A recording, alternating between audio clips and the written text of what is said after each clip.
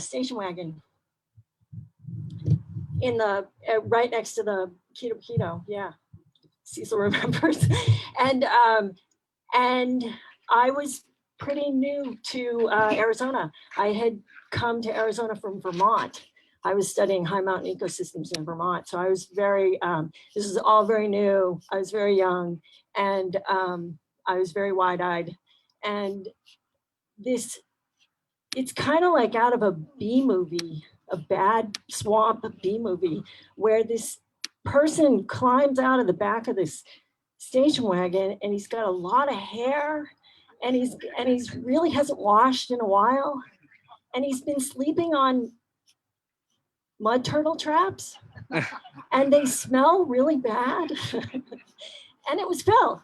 This is my first experience meeting Phil, and it was I was in disbelief. It was like, because weeks later I saw him again and I was like, is that the same guy?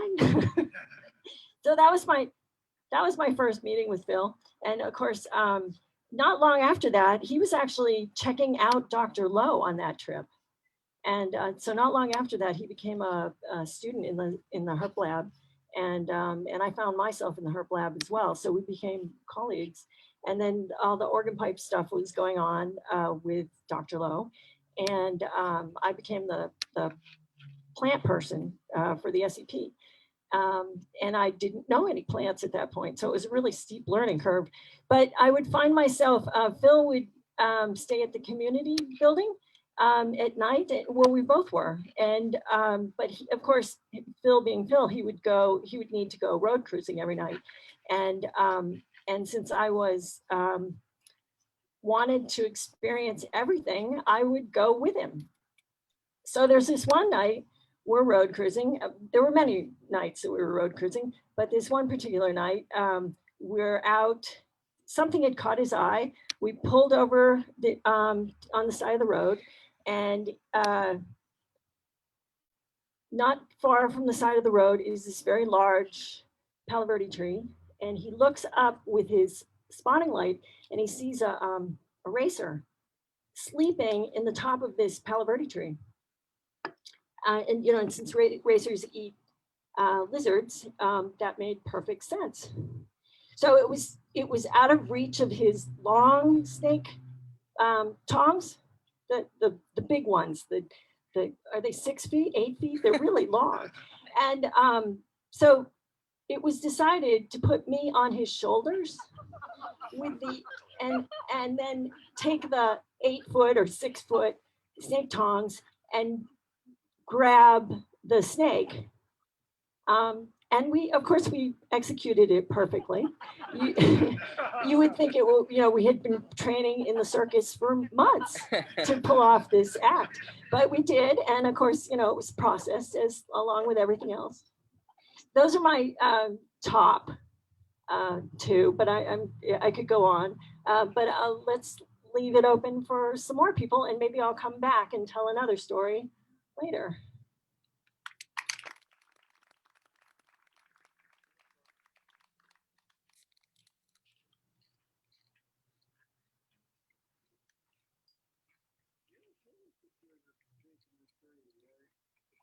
Hello, my name's Charles. I worked until recently at Organ Pipe Cactus, and I met Phil in 1987 when I was working there, and then worked there for another 30 years.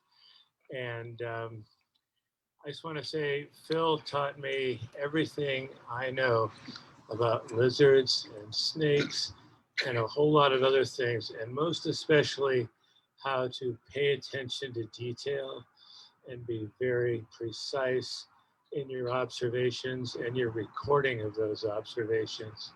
That meant a lot to me, and I will always consider him to be one of the two mentors I had in the Park Service, the other being the guy who hired me, Roy Irving.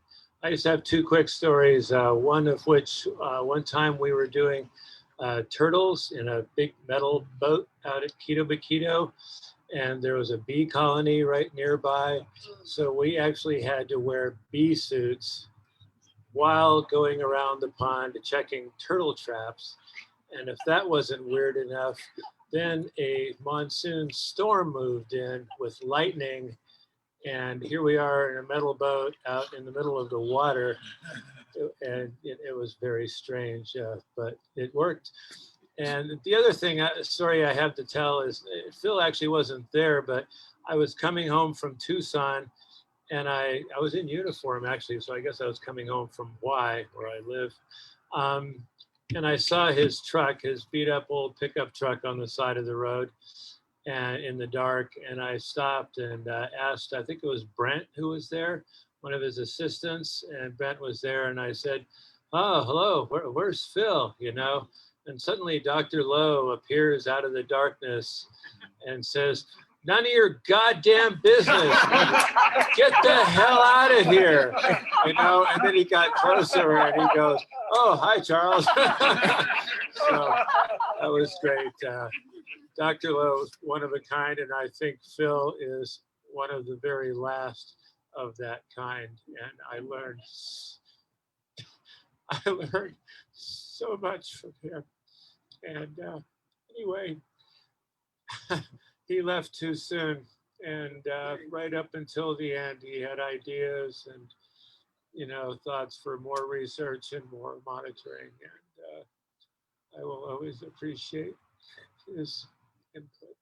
Thank you.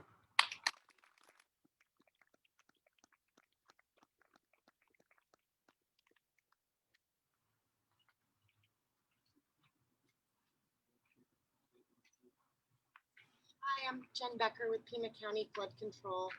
I'm going to follow Charles's thought. We're going to continue trying to make sure that Phil's work that was ongoing is published and that his information makes sense and gets out to the public. And by donating to Phil's Memorial Fund, you'll help get that work done, which is great.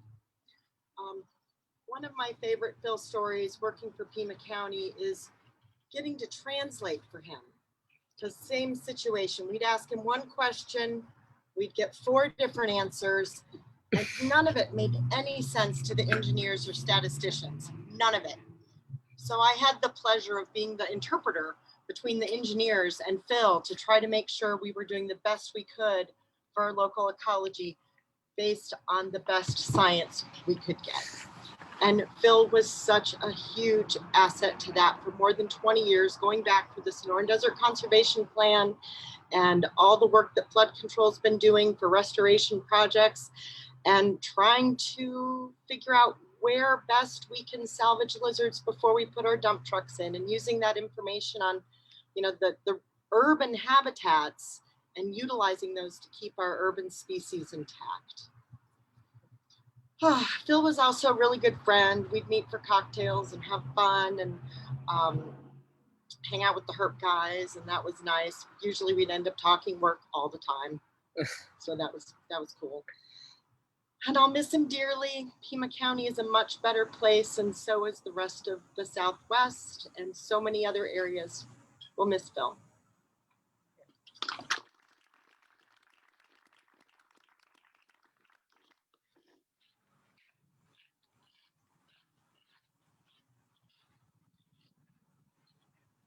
My name is Steve Hale. I first met Phil probably in the 1980s at some time in Dr. Lowe's lab when Cecil was the assistant curator there. And I found Phil to be very knowledgeable and very helpful. And one thing I always remember is that he was an extremely diligent herpetologist. And I once went on a project with him out to the San Bernardino Wildlife Refuge near Douglas, and we divided our days in June when it was extremely hot out there, checking pitfall traps in 2 different places, finding all sorts of interesting stuff in these 5-gallon buckets that were buried and covered with a piece of plywood. And we found stuff we didn't even think were there. Great Plains skinks and coral snakes and Gila monsters. I remember finding baby Gila monsters in the bottoms of these pitfall traps. And then during the day, we would go out and trap Mexican garter snakes and checkered garter snakes in the ponds on the refuge. And we would put these funnel traps out there in the water and go out and wade out to them and check them. And we'd go from dawn till dusk doing herpetology. And it was tiring work, dirty work, but Phil was just doing it all the time. And I remember in later years hearing about Phil going to do various things. And I just knew he was out there dragging seines through ponds and doing the really hard work of herpetology. And it always amazes me that people who are so talented and gifted and a real asset die before they really have done their thing fully. Thank you.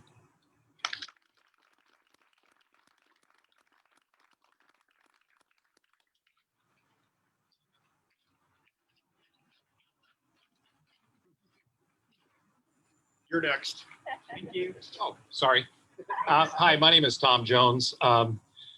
I was a student in Jim Collins' lab at ASU, and I started in August of 1982, and Phil started in the lab in January of '83. So he and I got to know each other very quickly and immediately started going out in the field together. So everybody knows about Phil's prowess as a field biologist, and he was always really aggressive in the field, never let anything stop him. I was working on salamanders in the San Rafael Valley, and Phil was starting his mud turtle work that Julia mentioned, and he wanted to see Sharp Springs, and I had been down there a few times, so I got him to come down and help me with my salamander work, and I said, I'll show you Sharp Springs. So we went up to this cienega, and most of you, or many of you, know that cienegas are a series of these deep pools that go through the grassland. And Phil had never been to one of these before. And we walked up to one of these pools, and there was a little mud turtle sitting on a log, maybe about 6 feet out. And Phil had been working in some streams in the Sonoran Desert, and that was most of his experience thus far. He had never been to a cienega. And he said, I'm going to catch that mud turtle. And he started to launch himself before I could say, wait just a minute. And he went diving after this turtle, and he disappeared. All I could see was feet kind of sticking up like that. And Phil came crawling out looking like a beat puppy. And he said, why didn't you tell me they were so deep? Well, you didn't give me a chance. But that was my favorite story about going out in the field with Phil. I will miss him. We've been friends for a long, long time. Him being in Tucson, me in Phoenix, we've been out of touch a lot over the years, but he made a real impact on me, and I know he did on the rest of you.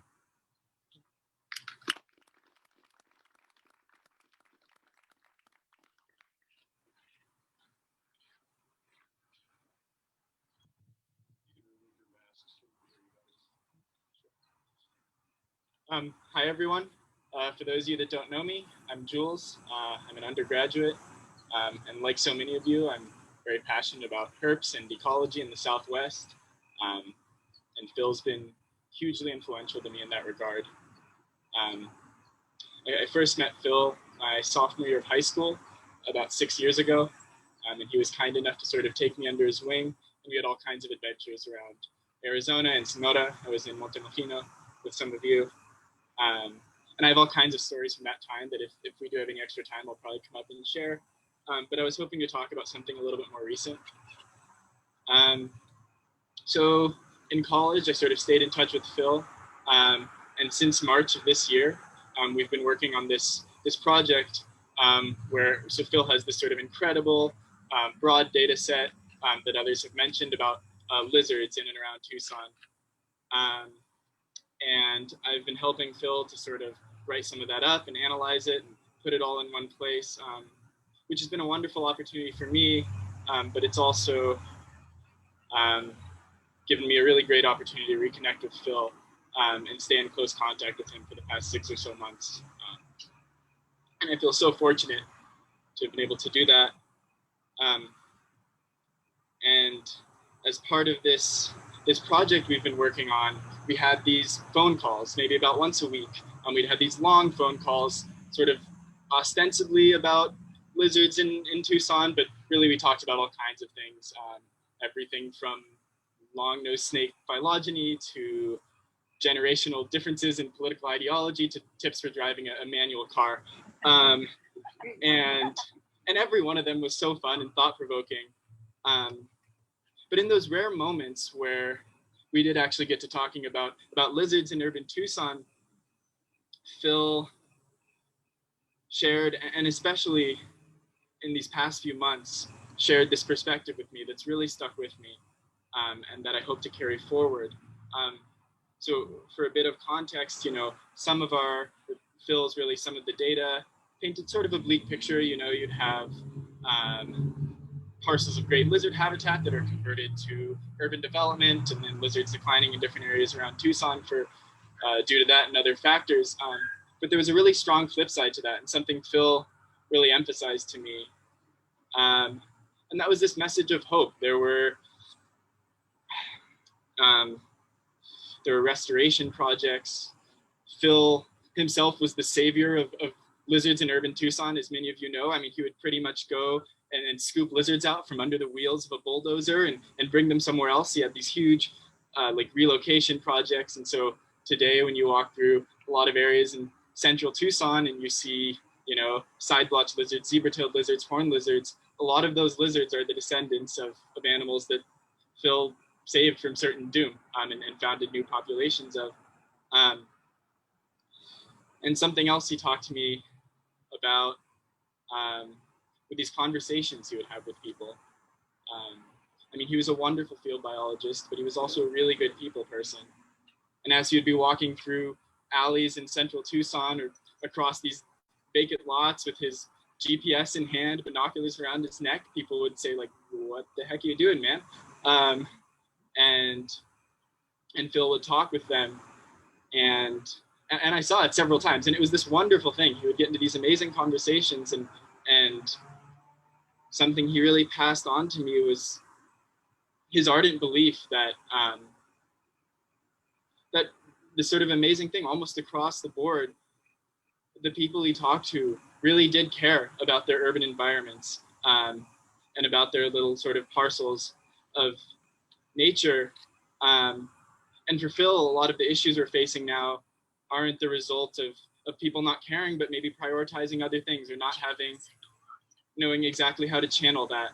And I really can't do it justice here, but the way Phil talked about this was profound and really affected me. As all of you know, he was a sort of gruff guy. Especially to me. I'm like 21. It can be a little intimidating, but when he was talking about this, he was this sort of practical idealist who was optimistic about what Tucson could be and about what the world could be. And it was just so different from a lot of, at least what I hear coming from sort of conservationists today. He really had this vision for sort of mutualistic and collaborative conservation that I really hope to carry through. So today, as Jen mentioned, some of us are trying to carry forward this lizard project that Phil's been doing for so long.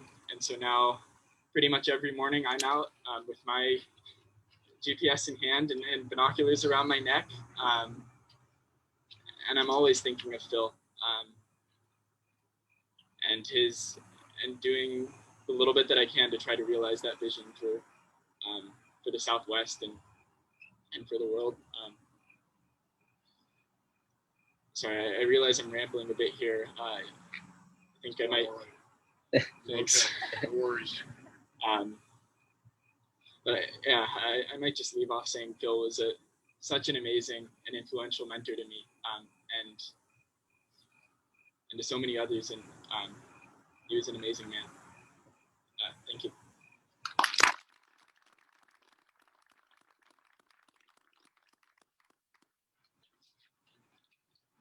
Phil's in trouble now. I'm Cecil Schwabe. My wife Carol couldn't be here tonight because she has the pleasure of teaching a journalism class at the U of A on Zoom as we sit here. Well, Phil Rosen has been such an important part of my life and my career. The smartest thing I ever did in my career was hire Phil Rosen when he was a master's student at ASU to do surveys for the Mexican garter snake and the narrow-headed garter snake. That led to the episode that Trevor and others have mentioned about the trips to San Bernardino National Wildlife Refuge. We spent 10 years trying to eliminate bullfrogs there and totally failed at it because there was a population of bullfrogs we could hear calling to us from across the border in Mexico. Well, we moved from there and we ended up getting a project on the Buenos Aires National Wildlife Refuge. And there were records of Chiricahua leopard frogs being collected on that refuge back in the 1950s. But the problem when we go over there, that bullfrogs were well established in the perennial stock tanks. And so Phil Rosen, and overseeing the crew that we had, was responsible for developing the bullfrog elimination projects that have been used at 6 or 7 huge places. And you've got to get rid of the bullfrogs completely or you're going to lose the battle for the frogs. It was just one of the things that Phil was leading on in his entire career. The story I'm going to tell about Phil, I have many, but what I'm going to tell is a little different. Probably most of you in the audience don't know that there was a time in 2003 that Phil Rosen was being pursued by the law enforcement forces from the U.S. Fish and Wildlife Service. It turned out that when we controlled the bullfrogs in the Altar Valley, then we'd actually taken some frogs and tadpoles from the last population of that species in that whole mountain range and valley. And in captivity, they were producing young. And one day, well, it was December the 17th, 2003. I was already on Christmas leave to go to New Mexico with family. And I was asked to come into the office because there were 2 law enforcement officials from Fish and Wildlife Service that wanted to talk to me. Well, it turned out they did talk to me for a couple of hours. And it turned out the gist of their visit was somebody had complained that Phil Rosen and Cecil Schwabe's graduate students were responsible for releasing Chiricahua leopard frogs onto Buenos Aires National Wildlife Refuge.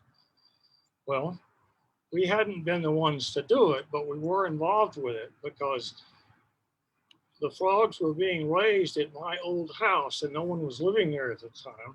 And I had told Wayne Shiflett, the refuge manager, that he could take any of the frogs from there and tadpoles and put them on the refuge. Well, that part hadn't gotten to the law dogs. And they grilled me for 2 hours, told me not to call Phil or the students or Wayne Shiflett until they told me I could. So the next day, they corralled my two graduate students, took them to 2 motels and grilled them individually. And again, they denied that they had done any of this. And when I was being grilled by them, I hated it. I didn't want to bring up Wayne Shiflett's name because I didn't know what he was going to say about it. But the next day they went to Wayne's, and Wayne immediately confessed, even took them out and showed them where all the frogs were. And And so that Phil was never actually called under the thumb of the law, but I thought it was kind of fun that he and I, for 48 hours, were being pursued for felonies. Phil is just, well, as you know, he was a huge player in the Sonoran Desert Conservation Plan, and he and Dennis have gotten, now the bullfrog control, they've done, I think, bullfrog control there for 8 years. They kept them from coming back in. And it's just, the things that he's done are groundbreaking and incredible. And he's was the dearest friend and colleague that I had for 35 years.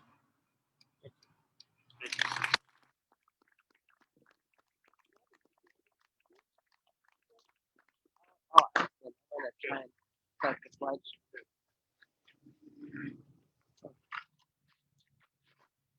know better than half of you. Those who don't know me, I'm Bob McCord. Oh, Phil and I were Dr. Lowe's last 2 doctoral students. And we came in about the same time and left about the same time. And that was about a 10-year spread because both of us were distracted by anything shiny. And I didn't realize it then, but they were the best years of my life. And for 10 hours a day, when we weren't, either one of us were in the field, we would be basically staring at each other across 2 old lamp tables. And well, not a lot of common interests. We both had our kind of compartmentalized, but we did discuss each other's ideas, bounce them off each other, and all that all day long. After about 6 months of being in the lab, Phil told me that initially he was convinced that I was an inept FBI plant to keep an eye on him. Maybe not so inept, no. And to get under his skin, because we had a kind of game of keeping under each other's skin, I told him in 30 years all this stuff would be extinct and only paleontologists would have jobs, not biologists. So I might be his inspiration, just because Phil might just be trying to prove me wrong all this time. I have one story to share. I have many stories to share, but the one I chose, maybe Julia should end because she'll recognize it, I think. Kind of Phil was, a great deal of our time was spent doing science, but a great deal of our time was spent covering up the latest disaster that Dr. Lowe had caused, the best of our abilities. And so that was the other thing that we collaborated on a great deal of time.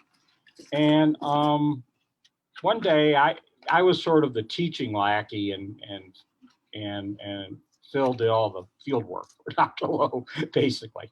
And so I was out doing some errand because it was a 40-hour-a-week job being a teaching lackey, and came back to the lab, and George Bradley, collection manager, was all frantic. And one of the 50-gallon plastic drums of either Pseudemes or possibly Gopherus had ruptured. And he didn't even notice it for a while. And the 55% alcohol was raining down on the basement where the poorly connected graduate students had their little office cubes. They're horrible little closets, basically. And they called it into safety. And Phil wasn't back, completely ignoring it, probably smoking and doing a heritage report because the voluminous paperwork on those things. So he's just tuning it out and working. And so George and I were dealing with this, and 3 guys, this is late on a Friday afternoon, I think after 3 guys from safety come over, and they'd been called into them. And one guy was, the supervisor was really pissed. He had on kind of nice clothes and brand new cowboy boots. And he was supposed to be getting off work and going on a date. So he was just pissed. And another guy pulled out this device, and I think it actually had a name on it. It's like an explosiometer or something. It had a big bulb, but he's pumping the bulb. And he looked at the dial and he says, the vapor pressure is so-and-so, we have to evacuate the entire building.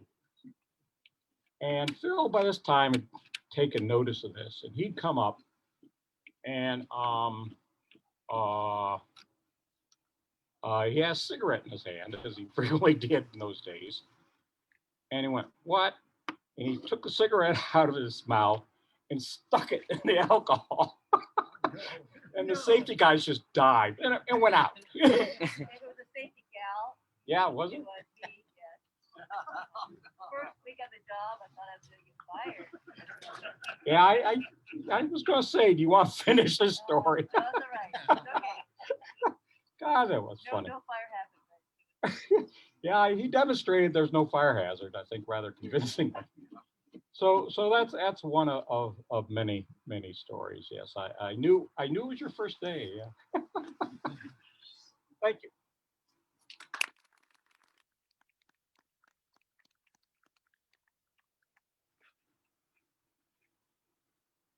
Steve. I first met Phil when I worked for him for a summer internship on the garter snake study that Cecil had mentioned, the survey around the state. We got to go to all the most beautiful places in the state and chase snakes and get paid for it. And it was nirvana. And Phil was a mentor for me for many years after that, and also a friend and something of a father figure. And so there was, because of that kind of mixed relationship, there was a mixture of love and friction, as you might expect in any kind of relationship like that. And I just wanted to say that Phil taught me so much about herpetology and how to write. Cecil helped me so much there. But Phil also profoundly affected my life because he made me a better person. Before I got to know Phil, I had grown up in a very privileged life, very upper middle class, Republican parents. And Phil was kind of a revolutionary when he showed up on my doorstep to pick me up to go out on our first trip. He looked exactly like Fidel Castro to me. And he was very much a political activist and very much cared for racial and gender equality, and he cared about poor people, and he was very poor himself. We took off in that station wagon that Betsy had mentioned, and it was a dump, and it died on us eventually, and then he got another poor vehicle, and we changed a lot of bald tires, but he made me grow up, and he made me a much better person and not be so privileged, and for that I will always be grateful.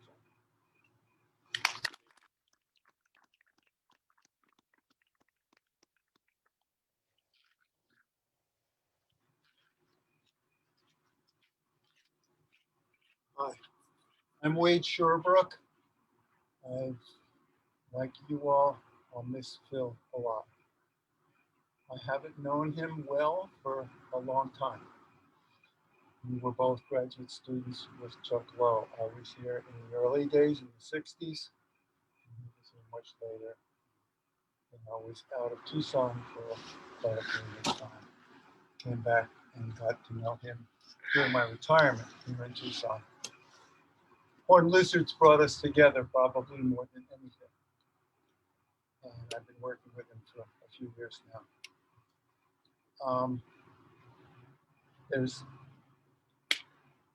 We've been in the field together some. I've been always, as all of you have been impressed with him as a field scientist. And the breadth and depth that he manifests, developed, shared with about herpetology and about nature in general. And but I think the things that stick deepest in me about my relationship with Phil are his ability to think about, digest, try to put value on who we are as a species and what we're doing and how that fits into our lives. And the discussions that we had doing other things, chasing toads around a pond, looking for snakes on the road, and following horned lizards to where they might be on the ground. But those are the things that I'll carry with me the rest of my life.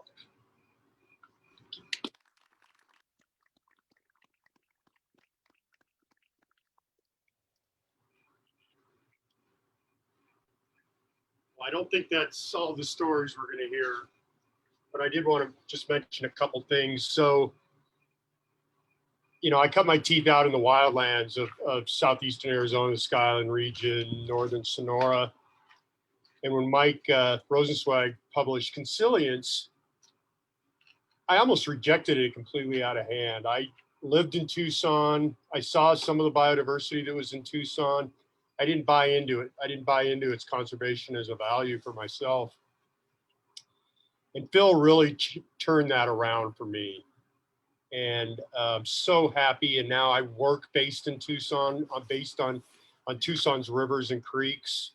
And without Phil showing me the way on the urban wildlife and urban habitat question, I would not be where I am. I'd not be a happy camper. It seems like every time I'm looking at a new site, digging into the ecology, hydrology, human dimensions, Phil's already beat me there. And there's a report that he did for Pima County, or there's a report that he just did because he wanted to do a report because he thought it was an important place. So it's just been, he was an amazing mentor in that way for me. And then, like Jen mentioned, Pima County is just that much richer, and the urban diversity, urban biodiversity is that much richer for Phil. I will jump into another story though. We talked a lot about bullfrogs, and so Cecil's experience in the San Bernardino and his students, and then their experience over in the Altar Valley convinced me that we could actually get rid of bullfrogs in the Pari to Atascosa to Macockery mountain complex. And it's true, they're gone now for the most part, thanks to Tom and his crew from Arizona Game and Fish, and then tons of volunteer hours from Sky Island Alliance volunteers and other volunteers continuing the work down there. So I was working for Sky Island Alliance. I was a herpetologist. I had been at the U of A studying urban rattlesnakes and Gila monsters. That funding dried up. I took a job with Sky Island Alliance, and I was in charge of taking volunteers out and doing dirt road surveys and wilderness boundary surveys, because there was a lot of land out here in these Sky Islands that still deserve to be preserved as wilderness. And when I finished that workup after 4 years, the board came to me and said, "What do you want to do next?" And the Chiricahua leopard frog had just been listed as an endangered species.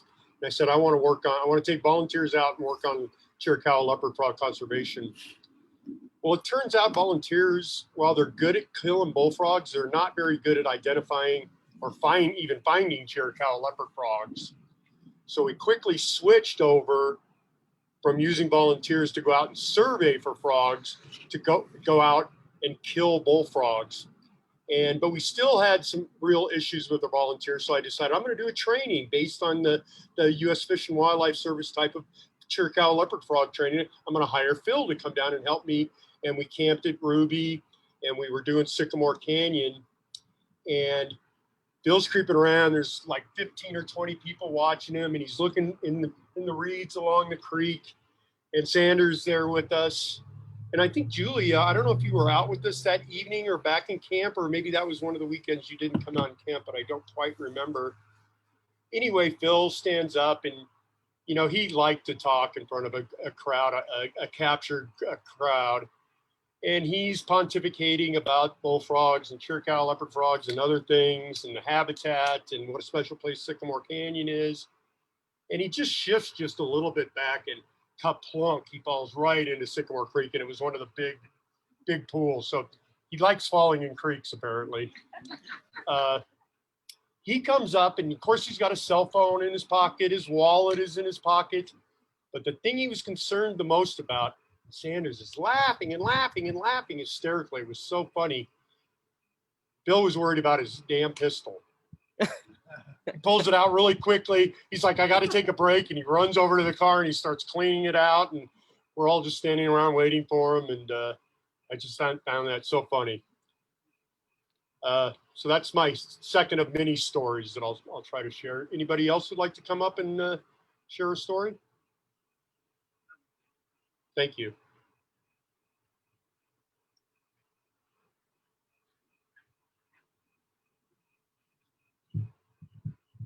Hello, my name is Saphias. Here tonight, I'm not just here in remembrance of Phil. I'm here in remembrance of his beautiful child, Sander or Jasmine. I've known Phil since I was a month old. I was a month old when I met Phil. I I grew up 2 houses down away from Julie and Phil. You know, my mom still lived in that house. So I guess 25 years, 20, going on 25 years. I have a lot of memories of Phil, even before I can remember crazy memories from just being simple kids with Sander, you know. Him taking us to explore the alley, showing us difference between coyote poop and dog poop, showing us snakes, lizards, picking me and Sandra up from chess tournaments as kids, and then taking us to the desert right after, you know, to teach us about plants and lizards. Well, Julie was mainly the plant lady, but Phil knew the lizards.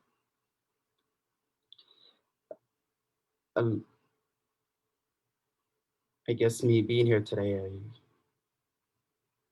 it's kind of a lot of weird feelings, you know. I'm happy, but I'm sad. I'm angry. But I don't know. It's weird, you know. It's kind of trippy growing up, like 2 houses down, and this it's trippy to me.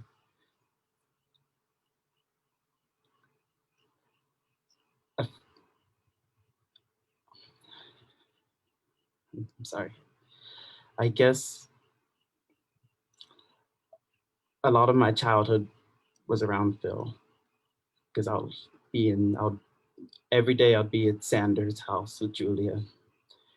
A lot of dinners. I've literally had to spend thousands of dinners there, thousands of nights there. Every Christmas, pretty much, I've spent there. I always thought it was ironic that Julia, who's pretty, you know, Christian based, you know, and Phil's not so Christian based, you know, and there's times in the table, when we would eat, and Julie would say, "Let's all say grace," and Phil would say, "Grace, let's eat." You know, Phil was like an uncle, not by blood, but he was my uncle, you know. Sander, Jasmine was my friend since I was 11 months old, you know, until he died 9 days before my 21st birthday. So, you know, he was a part of my life for 21 years, and Phil was a part of my life. He's still a part of my life, you know. I'm 24 now, and Phil's a big reason why I'm the person I am. I guess Phil was also like a father to some extent, like scolding me and Sander when we do ding dong ditch on neighbors, and they would come yelling at me, and Sander and Phil would be calming down the neighbors so they don't call the police. Or me and Sander learned how to take our parents' cars, and I took my mom's car, and Sander took his dad's car, and I got yelled at for both by Phil and my mom. I always thought that was ironic, but Phil was like a part of. He saw me and Sander grow up together. Me and Jasmine, excuse me, grow up together. You know, it's like there. He knew there was times when me and Jasmine are gonna like sneak out to parties, and think he knew, but he didn't know. You know, as long as Julie don't. you, I just when I'm here, when you're here, when you leave today, just promise you're not just gonna remember Phil. You're gonna remember his beautiful, beautiful child, Jasmine, as well. Thank you.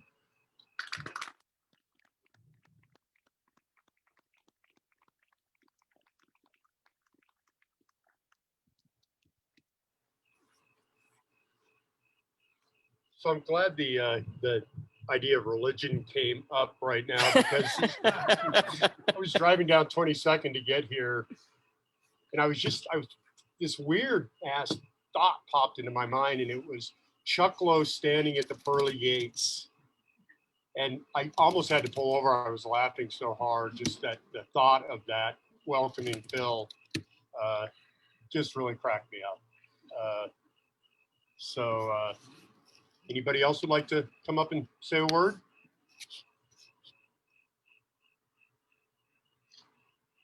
I think we have a taker.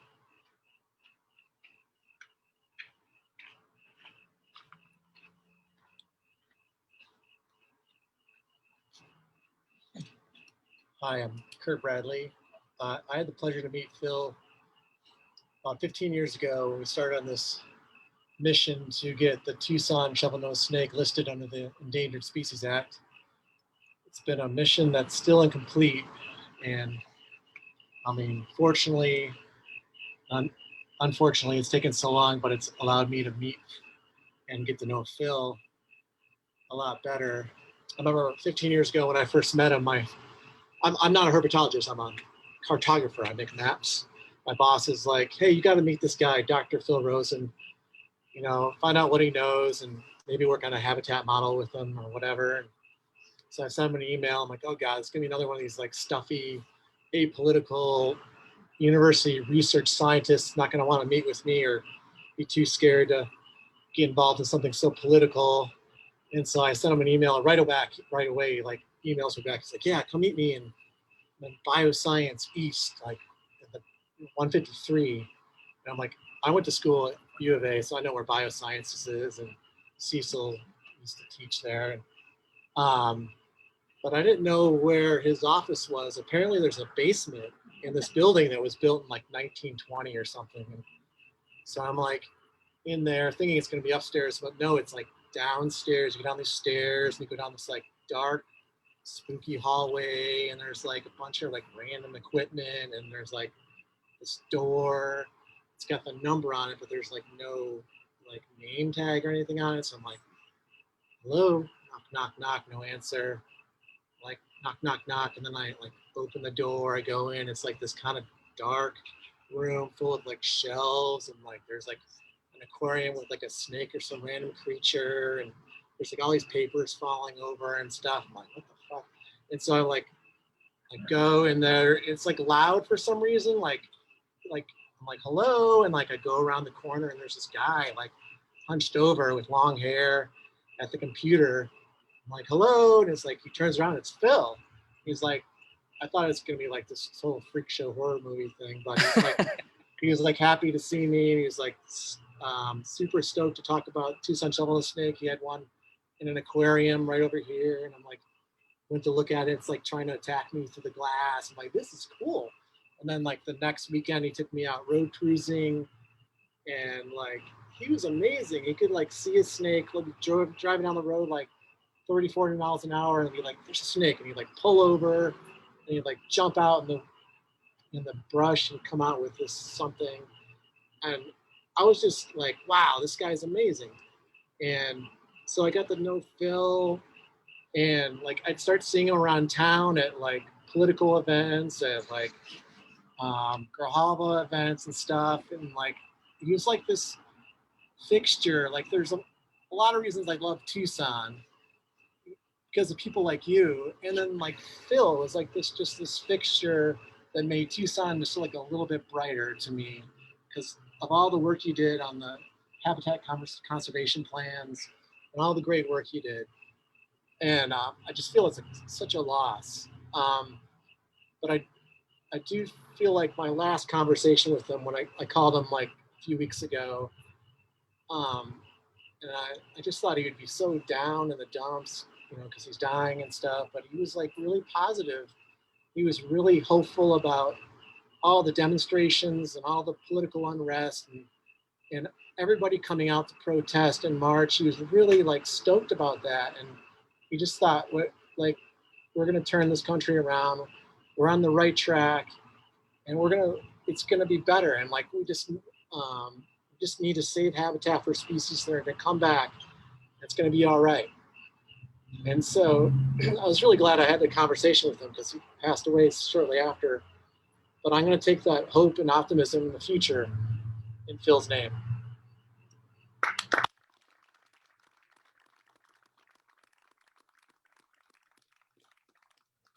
I have some things from Zoom. I'd like to point out that the full moon is coming up now.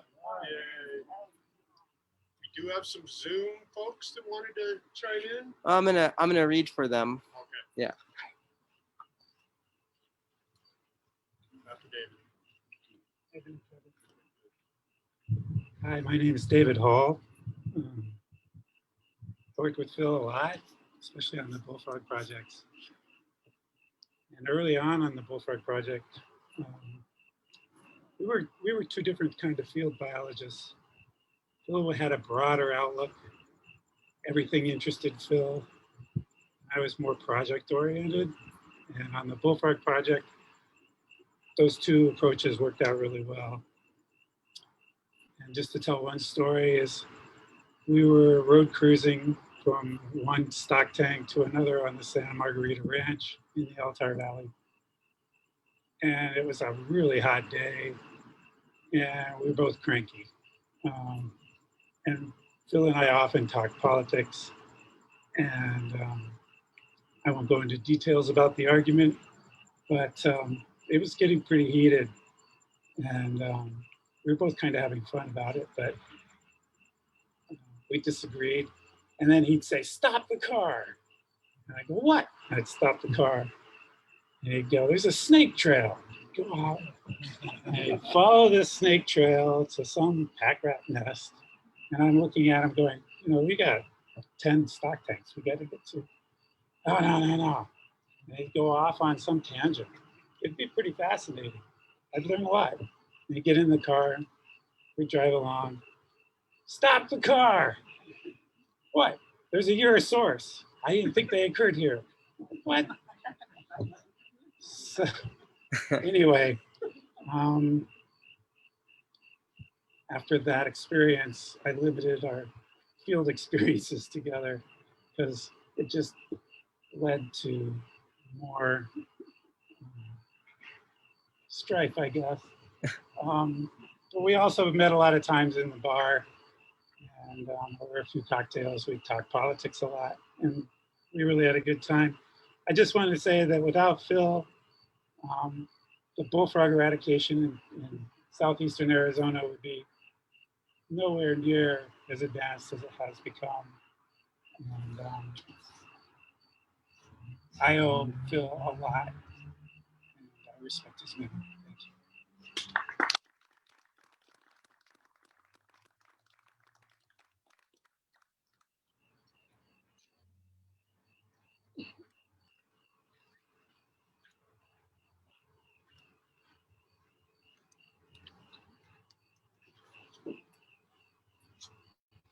So I'm Julia Fonseca, and I got to work with Phil over the course of many years, but very intensively during the development of the Sonoran Desert Conservation Plan.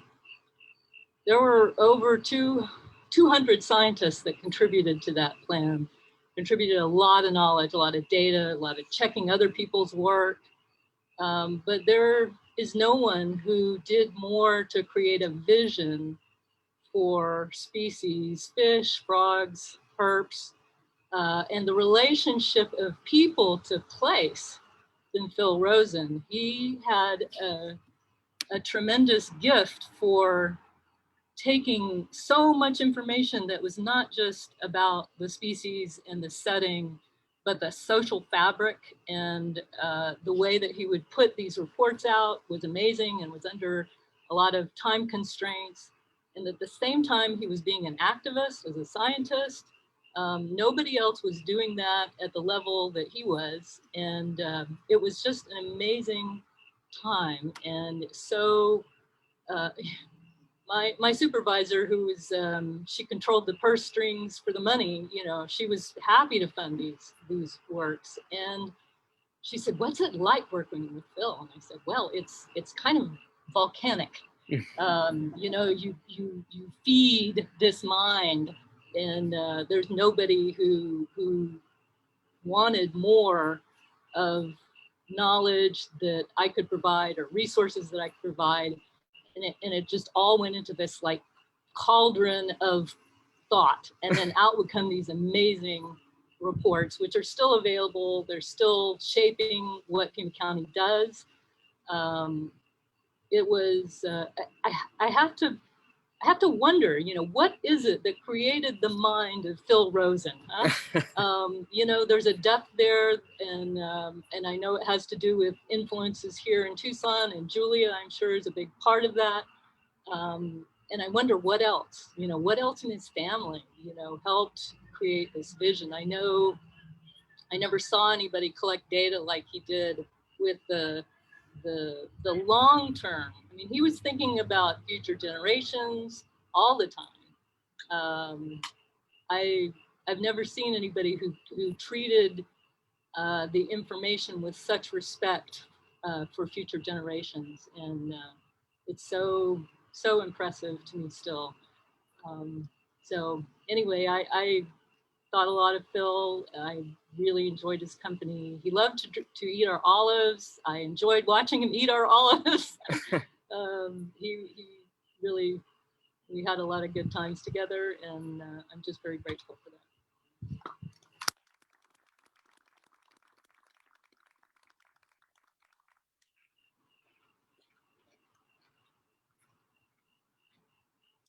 I'm here to read some words from people who are listening in through the internet right now on Zoom. And speaking of moltenness, there's a poem from Gita Bodner, who writes, "Our tectonic hearts, molten and moving, subducting at the edges, as time pulls under our loved ones out of sight, back towards the center."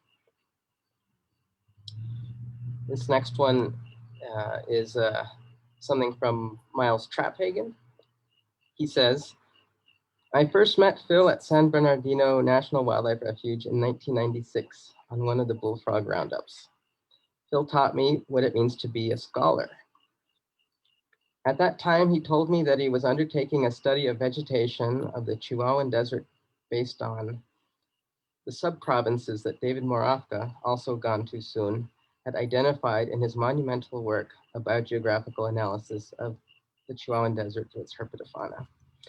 He told me that he couldn't really understand the distribution of lizards if he didn't understand the vegetation. In this age of hyperspecialization, Phil embodied a holistic and thorough ecological view of the entire system. That first meeting stuck with me forever. Thank you, Phil." And the last one I have here is from Bob Beasy, the night lizard scholar. "Phil was the last of the Low students, and his insight into desert herpetofauna was enormous, surpassed by that of even Chuck and his work. His work in the Dry Borders book on the relationship of the Arizona upland, the lower Colorado, and Mojave Desert herpetofaunas was tremendous. I worked with him on 2 papers, a comparison of the Sonoran Desert southern limits based on herpetofauna,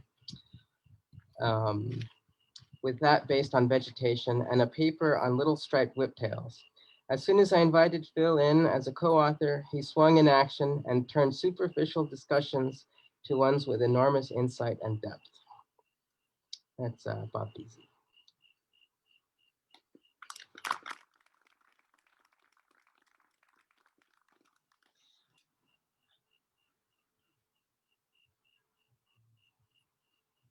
Okay, I'll tell my final story then, that I planned on telling. Gail will remember this story very fondly. So I was working at Sky Alliance. Gail Turner had been down hiking in the San Rafael Valley and told me about Bog Hole Wildlife Area, and said I should go take a look at it. And he thought we could do something good with that. It turns out it was probably a cienega at one time in the headwaters of the Santa Cruz River, but it had been dammed up. And sometime in the 60s or something, it had been home to the Mexican black duck. And so it had become a wildlife area. Well, the Mexican black duck isn't a Mexican black duck, it's just a melanistic regular duck. But by that time, it had been protected. And it looks like potentially the Game and Fish had gone in and raised the dam up so it held more water. And of course, when you're holding more water, you're holding bullfrog breeding habitat. And so Dale, myself, and Phil wrote a grant to the Heritage Program at Game and Fish, and we received it. And I was doing the footwork on the grant. And I had written in the grant that I had been in communication with all the local ranchers. And that area of Bog Hole is actually in the grazing lease for the, forgetting the name of the ranch.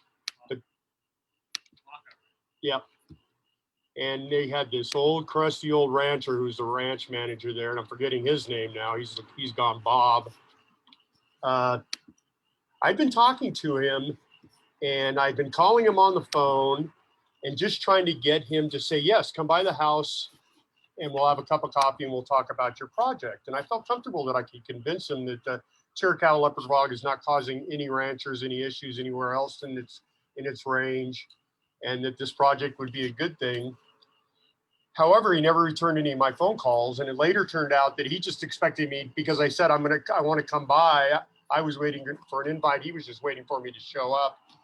Anyway, he mentioned that to Sue Chilton, who sat on the Game and Fish Commission at that point, and she convinced the other commissioners to rescind the grant. And she insisted that I write a letter of apology to Game and Fish for wasting their time on this grant. And so with Dale's help and Phil's help, I wrote the letter. I took it over to Phil for his final approval, and I don't know if I was getting his signature on it or if I was just signing it. Anyway, he says, come with me. And we walk outside of Bio East, and he walks over to one of the local cactuses, and he pulls a bunch of the little clockids or whatever you call it, and throws it in the letter, licks it up, seals it, and we send it up to Game and Fish. I'm glad it wasn't you, Tom, that got that letter. It went to the commission, so I hope it was Sue that opened it up.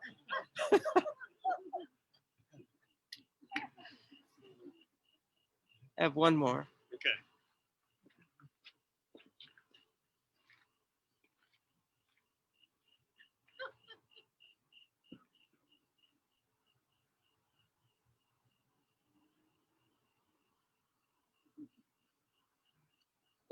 This is from Erica Novak. Phil's early work with northern Mexican garter snakes and narrow-headed garter snakes was critical in getting both species the conservation attention they needed, and ultimately in getting the species listed under the Endangered Species Act. That's pretty great.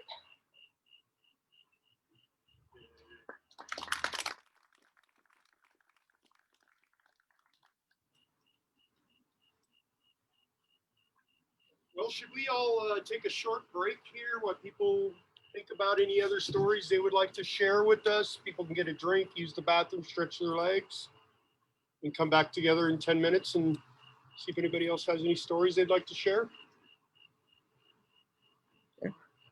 Right on you. I have to check the score of the Bronco game.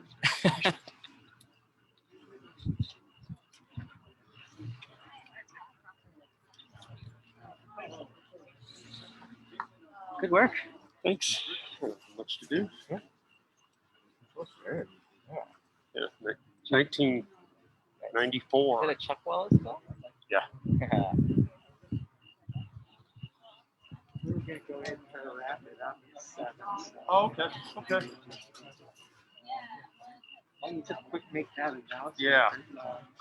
You're welcome to hang out and mingle a little bit. We're gonna wrap it up. Okay. So folks, we are just going to go ahead and wrap this up. So if anybody does have any last thoughts, please come on up. But stand up, stretch your legs, talk to your friends you haven't seen in a while. But if people do want to come up and say something, just do it into the microphone so everybody can hear. Thank you.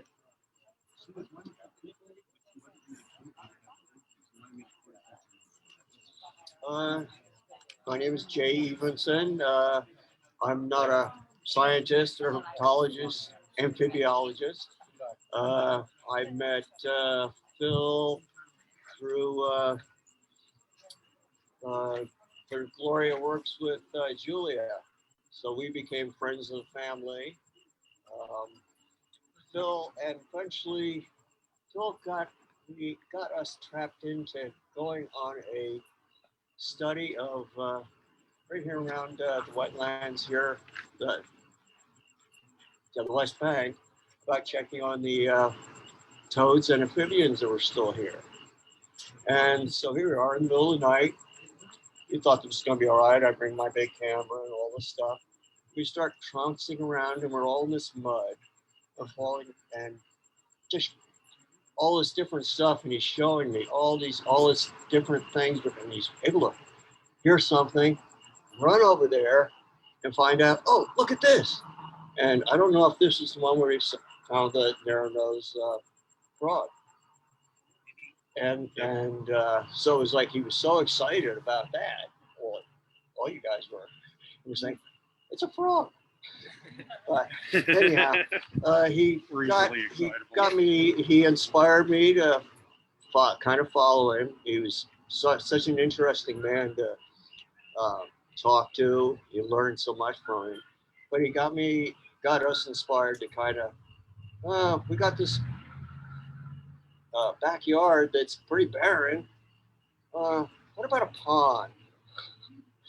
So eventually there was a pond put in, and eventually it became a safe harbor.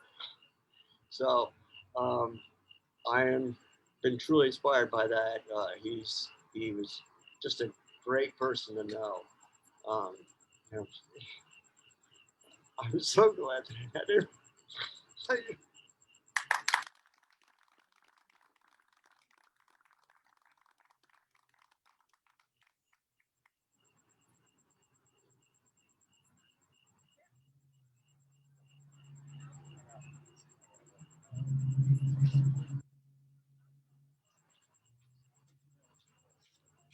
Will tell one.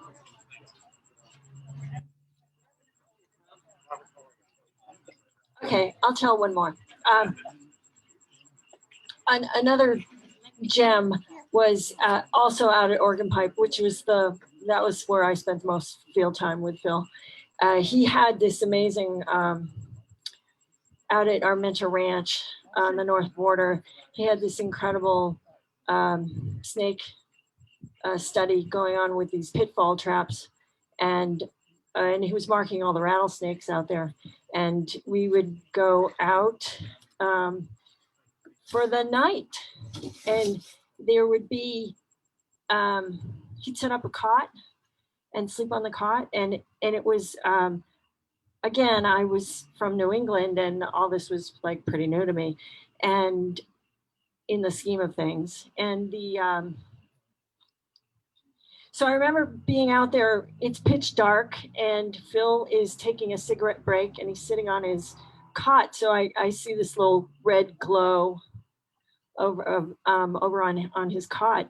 And we had been going around, just walking around with headlamps looking for rattlesnakes. And it was one of those hot, muggy nights where you almost wonder if you're high. It was kind of woozy. The air was thick and heavy, and there's this smoke where because he's smoking over there, and I think it was just a cigarette. But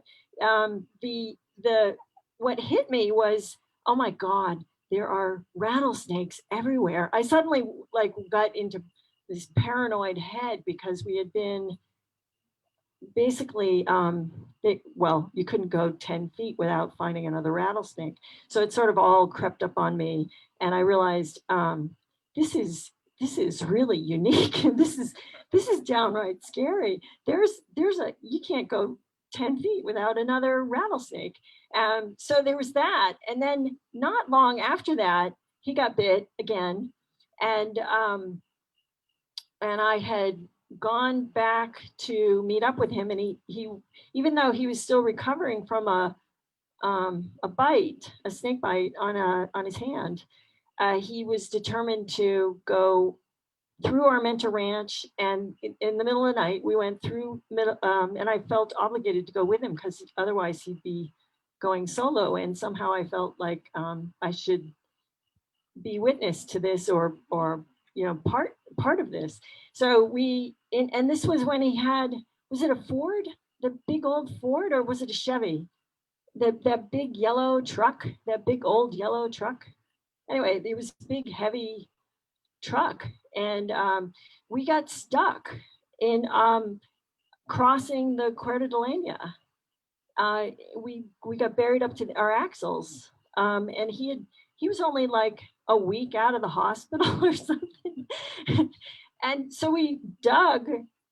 We were digging out the axles until like 4 a.m. And taking turns. I couldn't convince him not to. And then he actually called it. He said, "Okay, we're gonna hike to Growler Pass." So yeah, we did. So we started walking.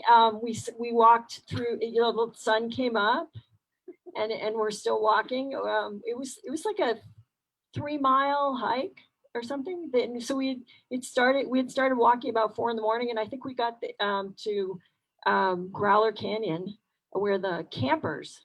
Now this is really going back. The campers were volunteers who lived out in Growler Pass, in the old buildings out there, and they had a radio. So basically, we were hiking to get radio help, and then be able to call the park. And Jim Barnett actually came out, and no, it wasn't Jim, it was the other guy, Arnold. Yeah, Arnold came out and actually picked us up at like, so by the time he picked us up, it must have been 9 or 10 in the next day. But somehow that whole Armenta thing was truly amazing. Truly amazing. But yeah, and actually I've compared notes with Julie Perazak. She says the same thing. It's like that it was sort of otherworldly to be out at Armenta Ranch all night long and know that there were rattlesnakes, not just any snake, rattlesnakes like swarming around the base of your cot. And yeah, that went on for years. In hindsight, it's really remarkable. He only got bit 3 times, right? Yeah, it's remarkable. It was only 3. Anyway, that's Adventures with Phil. Yay.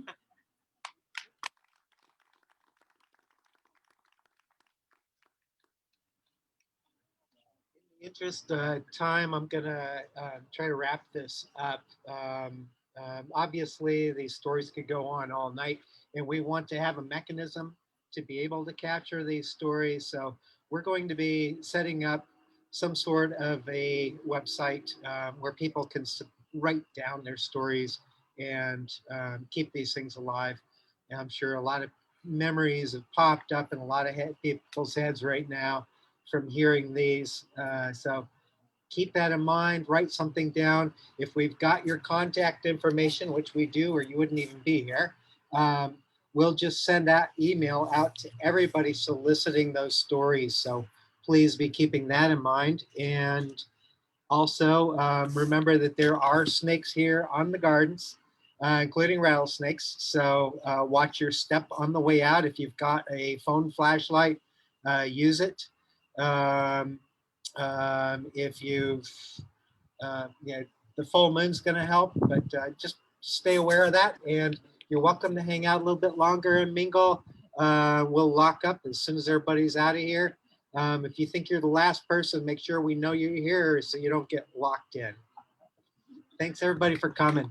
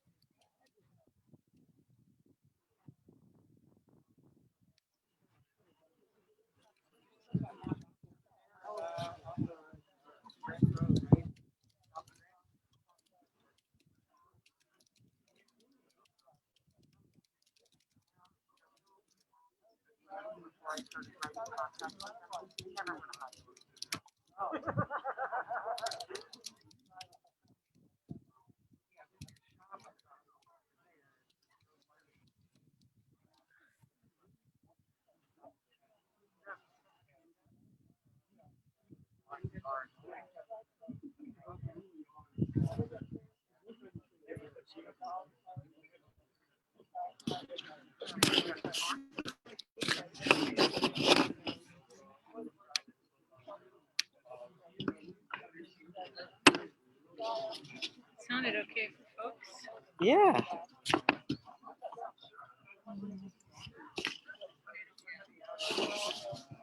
Oh.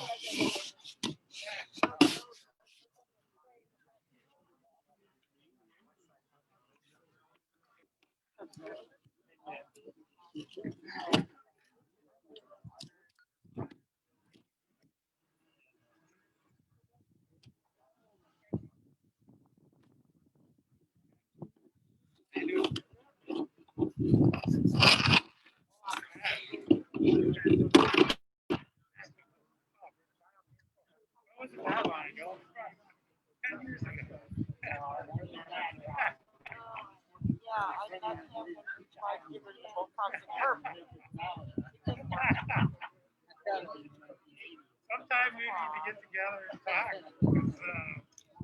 There's that one time here. Yeah, front report. Downtown there in Indiana.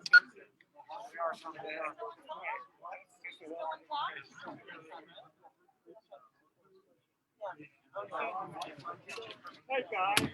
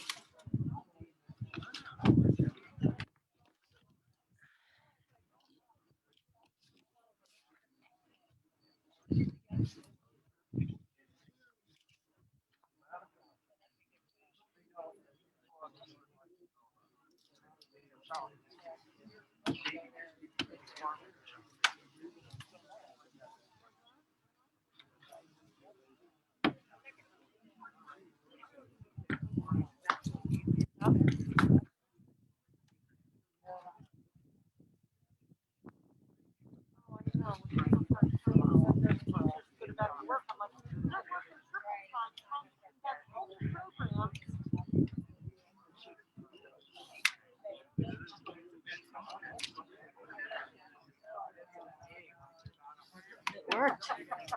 Everything worked.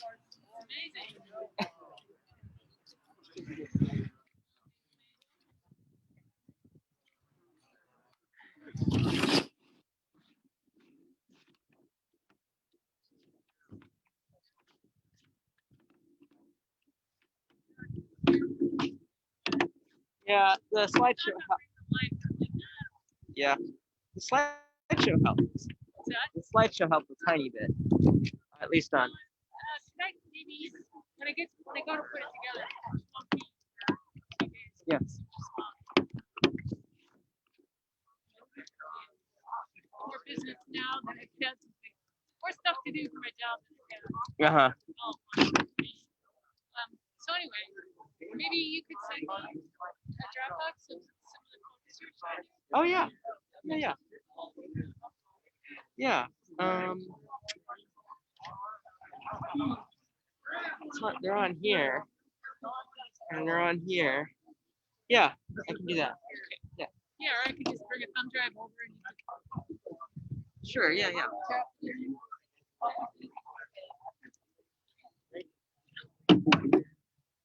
You got your stuff.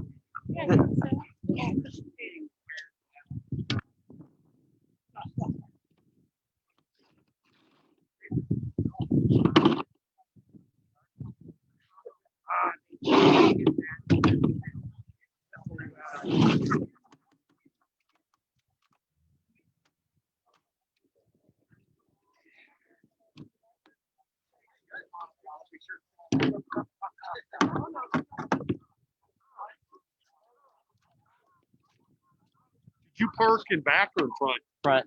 Okay, I'm gonna go grab those things. Which one? Those programs. Oh yeah. Okay.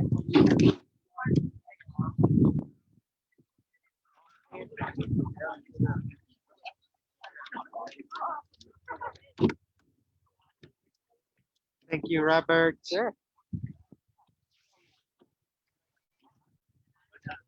were we able to get the Facebook stream going? Or Yeah. Oh, good, good. Yeah. It just got a little dark is all. Were people able to hear? Yeah. Seems like there's usually a part. I watched him do it just like a fun self voice.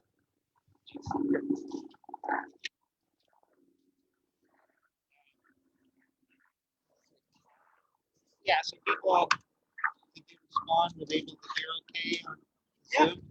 Oh yeah, I asked him.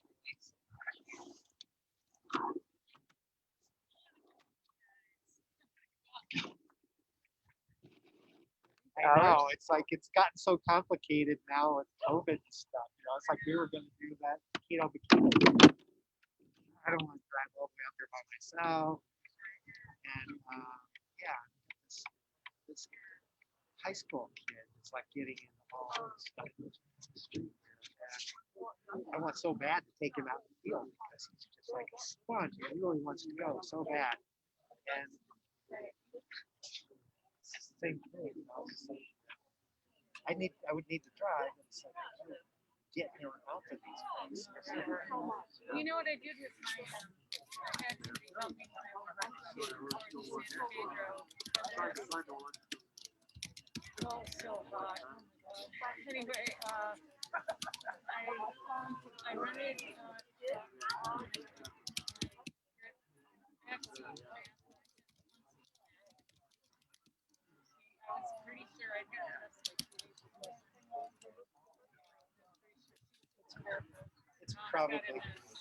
It's probably not a big deal, you know. It's like the likelihood is so low. I mean, unless somebody's, you know, really.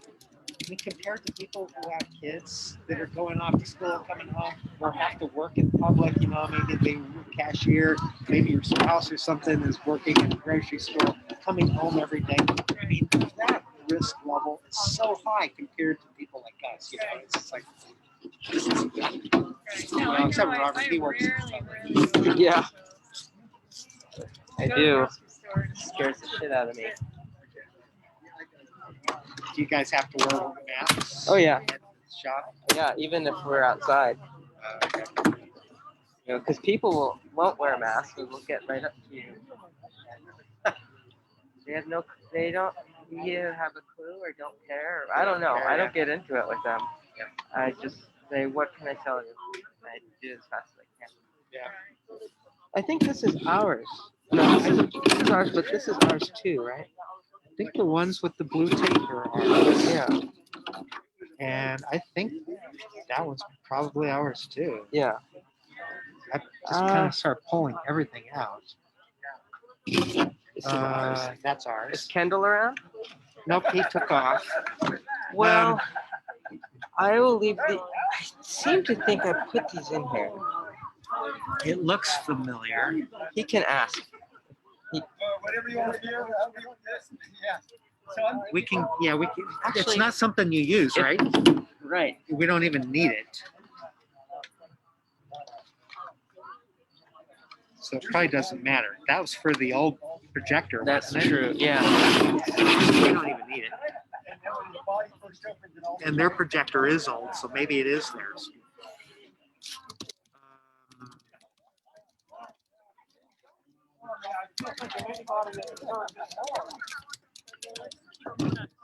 All right. I'm just feeling so much regret because I talked to Dr. Rosen a couple times on the phone, and I guess I have to be more pushy with people. I'm kind of shy too, and I hate to push people.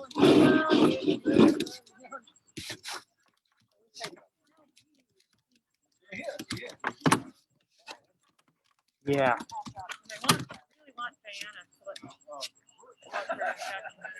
She's like, Hi. no. Hi. Diana, Thanks for organizing. Sure. Collins here. Yeah, she is. Yeah. And there's an example for younger people. Yep. Well, keep working on it. I will. Well, you too. Yeah, I will. Leslie wants to document you really bad. I'll just put a mic on her and follow her Diana around Hadley. while she does stuff. She wants to do little documentary stuff on her. Yeah, Oh, I've yeah. got a lot of Oh, yeah. footage, and I've been gathering footage for 3 years Like now. with the Jaguar stuff. Yeah. Having to do Borderlands. Jaguars are like culture street, really. Yeah, he's done a lot of good stuff for the border region. I've been down to the Northern Jaguar project once. Very quick trip. Yeah. Yeah, that's I think, gonna get a little wacky because these small communities in Mexico now are gonna be really scared of us gringos showing up. Strangers are gonna be the cap.